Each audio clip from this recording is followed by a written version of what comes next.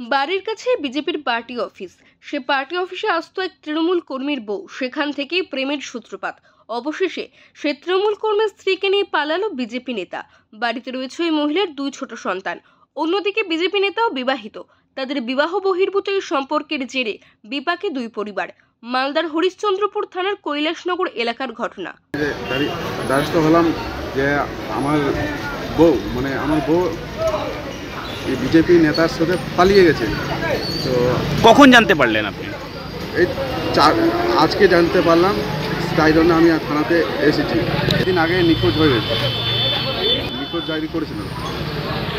আজকে জানলাম যে বিজেপি নেতার সাথে পালিয়ে গেছে। কি নাম সেই বিজেপি নেতা? বিজেপি নেতার নাম হচ্ছে জীবন দাস। মেয়ের কীর্তি বিশ্বাস করতে পারছেন না মা। সমগ্র ঘটনা জানাজানি হতেই এলাকাতে পড়েছে শোরগোল। হ্যাঁ, জামাই বাড়িতে শুনলেন? হ্যাঁ, নেতা, হ্যাঁ, বিজেপির নেতার সঙ্গে। কিভাবে পরিচয় হলো সেই নেতার সঙ্গে? জানছি না। জানতেন কোনো এরকম কিছু আছে? শিলিগুড়িতে আছে জানিয়েছি। শুনলেন শিলিগুড়িতে আছে? শিলিগুড়িতে। এরকম কেন করলো আপনার মেয়ে? বুঝতে পারলাম না আমরা। স্থানীয় গৃহবধূ শিউলি রায় কয়েকদিন ধরে নিখোঁজ ছিলেন।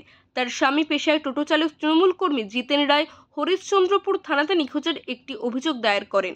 কিন্তু পরবর্তীতে জানতে পারছেন তার স্ত্রী পিপলার বাসিন্দা বিজেপি নেতা জীবন দাসের সঙ্গে পালিয়ে গেছে।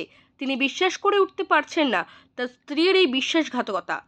না, আজকে শুনলাম যে ওর শিউলি দাসকে নিয়ে গেছে না, পালিয়ে গেছে। সঠিক আমিও এখন বলতে পারছি না।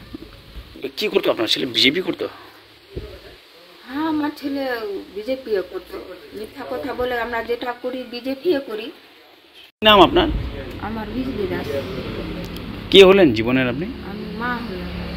সাম্প্রতিক সময়ে বারবার দেখা যাচ্ছে বিবাহ বহির্ভূত সম্পর্ক থেকে একাধিক অশান্তির সৃষ্টি হচ্ছে, ভেঙে যাচ্ছে বহু পরিবার। সেরকমই অবস্থায় এই মুহূর্তে শিউলি রায় এবং জিতেন দাসের পরিবার। মালদা থেকে প্রশান্ত দাসের রিপোর্ট, ওঙ্কার বাংলা।